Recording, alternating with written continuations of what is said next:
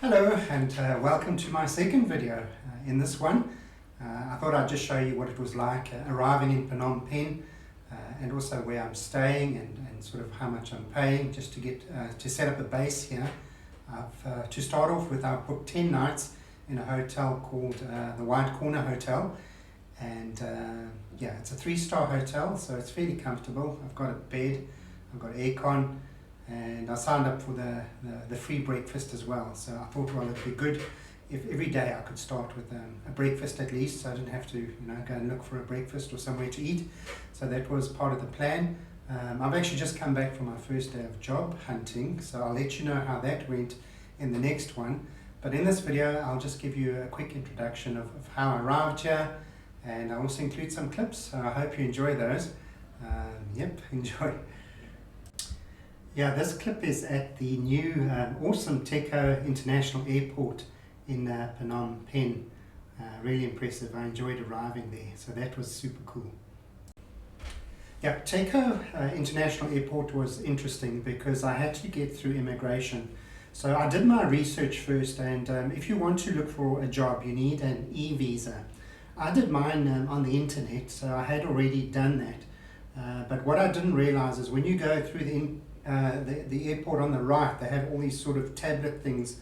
You have to put in your information, if you're carrying excess cash or which immunization injections you've had. For example, I think the one was yellow fever, and they asked you if you come from certain countries.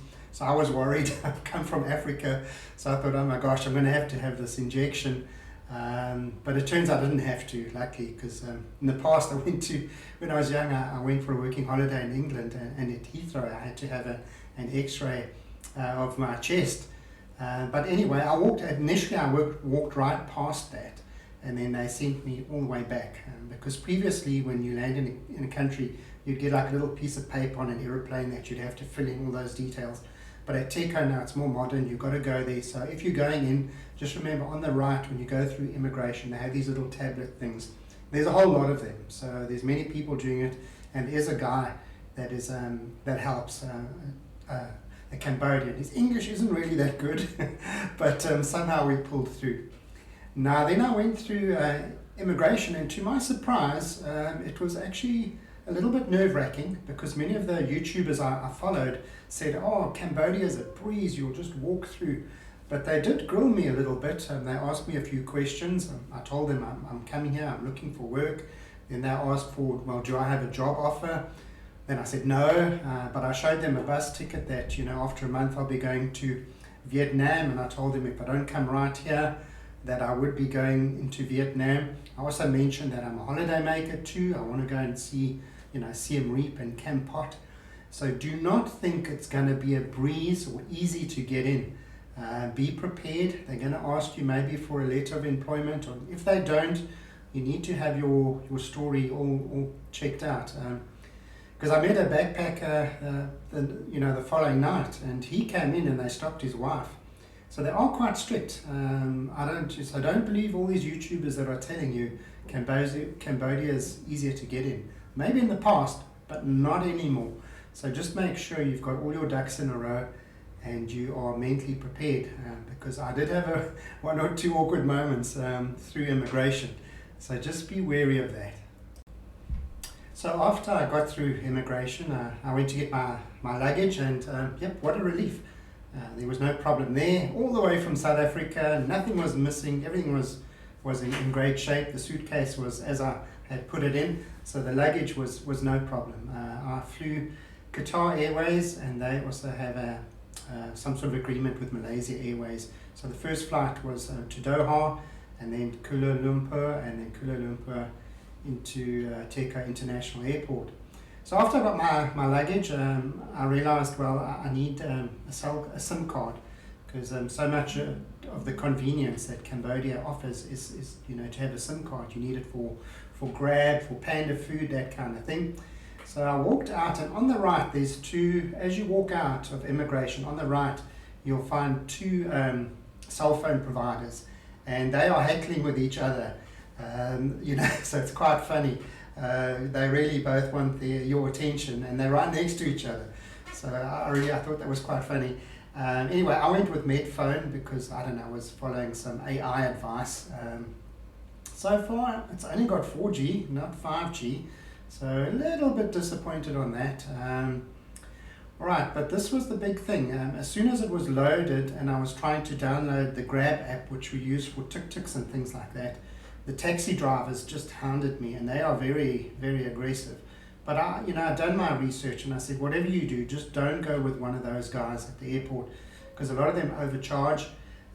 So thanks to the YouTubers I follow, it was really good advice, is to download the Grab app, because you know the fee up front. And yeah, so that's what I eventually did. I downloaded the Grab app, and I think I ended up spending $15 less than what the hagglers were offering me. So you can really, really save a lot of money as you get here. Anyway, I thought I'd record my first ever tuk-tuk ride. Here it is. What's your name? My name is Nhin Chandai. And you work for Grab, eh? Yeah, yes, I drive Grab. Here it is, my first ever tuk-tuk. So has the payment gone through? Start it up. Start. This is it, my first ever tuk-tuk ride. And we are at the brilliant new Techo Airport. So are you proud of the new airport? Do you like the new airport? Yes. Why do you like it? What is the reason you like the airport? Airport is so big. It's big, I like it too. Yeah. I'm very impressed. It is nicer than the airport that I left in Durban in South Africa. Alright, that's it for a short and sweet video. My first ever tuk-tuk ride, and I'm really going to enjoy it.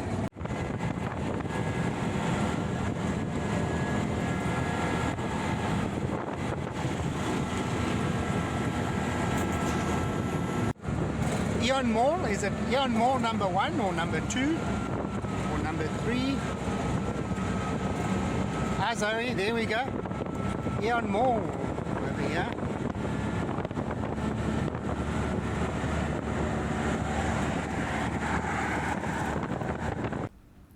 So the ride eventually arrived at my hotel, the White Corner Hotel. I think it's 3 stars, as I said. So I made some video clips for you guys to see what it looks like in case you want to stay here. I booked it through Agoda, but I think they're on many of the apps that you can book hotels and things with. And anyway, this is what it looks like.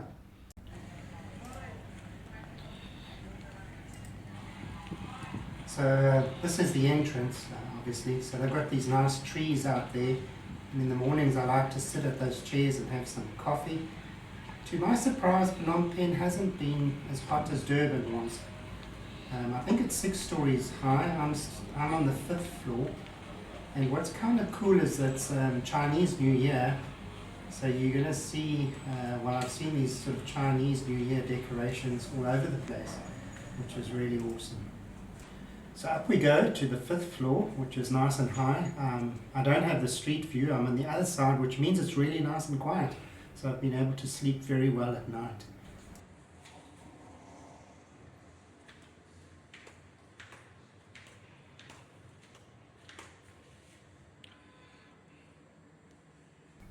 When you put your room card in, it activates the electricity.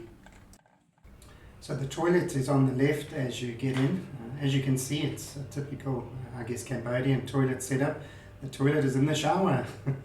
So there's a basic shower and of course a bum gun. Never used one before, so that was an experience. So here's a look at the room. As you can see, there's a bench. We've got the little bar fridge. I've put my work area there. A very comfortable bed. I think it's king size. Every day they bring in two of these little bottles of drinking water. I like to put them in the fridge and keep them cool. That is Vietnamese coffee called Ngon. The receptionist was telling me they used to have Nescafe Classic, but they've now replaced it with the Vietnamese coffee. And I have to say it's delicious. I'm a Nestle fan, and I'm just as happy with that Vietnamese coffee. Anyway, we got a whole lot of other goodies, which I thought was quite nice. We got a comb every day. This arrives, so we get a new comb every day. And then I think there was a shower cap, and Also a toothbrush, and as I'm busy battling to open this. But yeah, I think there's some toothpaste in there. So I must say I'm pretty impressed for a 3-star hotel. It's very clean. Of course, the aircon is a must-have. Excuse the mess. That's me getting ready. That's where I make my the YouTube videos are from that desk on that laptop. And yep, television. I've put it on once or twice, but it's very stripy. One of the things I really enjoy about this small hotel is the breakfasts.